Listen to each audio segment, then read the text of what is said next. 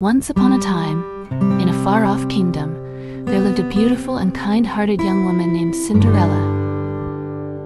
She was the daughter of a wealthy merchant who had married a widow with 2 daughters of her own. After Cinderella's father passed away, her stepmother and stepsisters treated her poorly, making her do all the household chores and never giving her a moment's peace.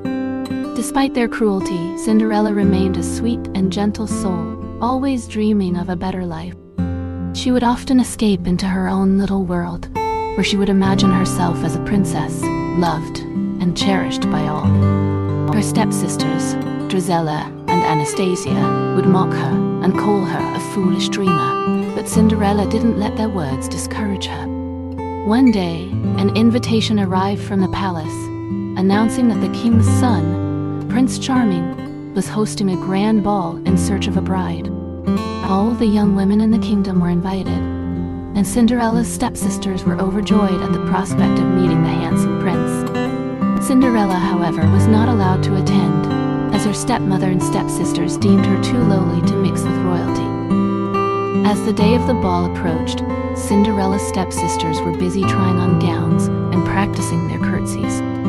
Cinderella, on the other hand, was tasked with helping them get ready, making sure their dresses were perfect and their hair was styled just right. As she worked, she couldn't help but feel a pang of sadness, knowing she would be left behind while her stepsisters danced the night away with the prince. Just as Cinderella was about to give up hope, her fairy godmother appeared in a burst of sparkles and magic. The fairy godmother was a kind and wise old woman who had been watching over Cinderella from afar. She waved her wand and transformed a pumpkin from the garden into a magnificent golden carriage, complete with plush seats and delicate golden filigree. Next, the fairy godmother turned a pair of mice into horses and a rat into a coachman. Cinderella was amazed and grateful for the fairy godmother's help. The fairy godmother then took Cinderella to a beautiful room filled with exquisite gowns, where she helped her choose a stunning blue ball gown that sparkled like diamonds in the light. With a final wave of her wand, the fairy godmother transformed Cinderella's rags into the beautiful gown, complete with delicate glass slippers that fit perfectly on her feet.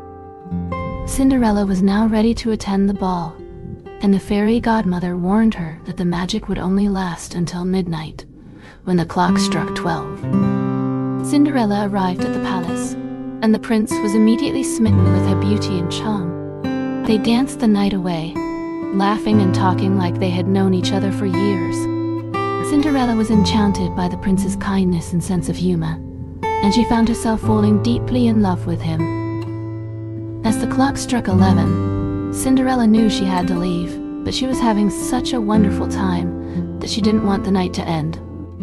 The prince, sensing her unease, asked her to stay, but Cinderella knew she had to go. In her haste, she left behind one of her glass slippers, which the prince found and vowed to use to find the mysterious woman who had captured his heart. The next day, the prince set out to find Cinderella, trying the glass slipper on the foot of every young woman in the kingdom. When he arrived at Cinderella's house, her stepsisters tried to fit into the slipper, but it was too small for them. Cinderella, who was watching from the sidelines, was hesitant to try the slipper, but the prince encouraged her to do so. As soon as Cinderella's foot fit perfectly into the slipper, the prince knew he had found his true love. He proposed to her on the spot, and Cinderella happily accepted. The two of them were married in a grand ceremony, surrounded by friends, family, and the fairy godmother, who had been watching over Cinderella all along. As they danced at their wedding reception, Cinderella realized that she had been right to believe in the power of love all along. She had never given up hope, even when things seemed impossible.